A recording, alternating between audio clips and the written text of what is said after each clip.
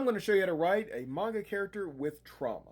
And for this scene, we're going to talk about the trauma that Veronica got when she was in a life or death situation with Beverly. Context for this scene, one of the centuries of the god of honor, Veronica's father, sent him to train her. She didn't want to do it, and now this guy is bringing her in and asking, what is your wish? And she simply wants her best friend to be led into the apprenticeship. Just like a PogChamp, he hands the girl a knife and says, well, go make your dream come true. And so now the initial conflict is not just two girls fighting to the death.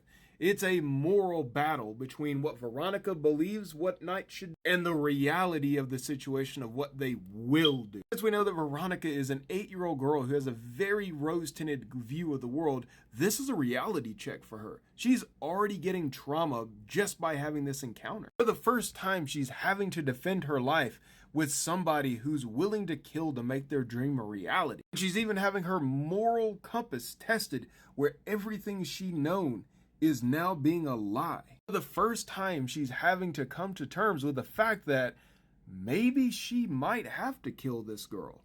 Maybe she should cleanse the world of people like her. But because of the way that she was raised and she knows the pain of loss for other people, she chooses to spare her. And that gets her kicked in the puss and almost gets her sent back to the Great Cod Lobby in the sky. She learns a valuable lesson that she'll have to take this training seriously, but the lesson isn't over. And Veronica, in a moment of delusion, tries to reference her stories once again, but it's once again challenged by Century, and she learns the true depths of what it means to be a knight.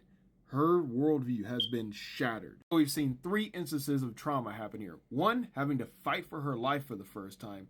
2, seeing someone get murdered. And 3, having her entire viewpoint of what the Holy Knights are being broken. So what now? How do you handle this character from this point forward? Does she just get over it? Hell no, she goes to the people who she thinks will keep her safe.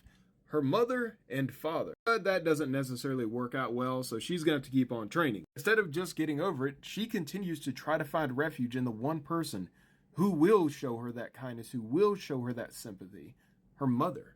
She realizes she may not be able to get out of the training, but she tries to troubleshoot in the simplest way that she can, getting the other knights to train her. Idea is shot down after idea. And so even when another adult parental figure that helped raise her comes by, she hides away in her shame, not sure how to handle this. After Lady Petals opens up a little bit, using very simple language, Veronica starts to open up a little bit. Despite Lady Petals sharing her own story about how she ended up getting people very close to her killed, Veronica tries to sit with her thoughts, but she cannot come to terms with Lady Petals' story being the same as hers. Her guilt is unique, and her failure is something that can never be forgiven, unless she can find a way to make amends with Beverly, make her dream come true. When this thought is challenged, when her father says, will you take the burden of their deaths on your shoulders, she is so desperate to get rid of this guilt, she rushes into this decision, saying, yes, I will accept it. With the approval of getting the others trainees here,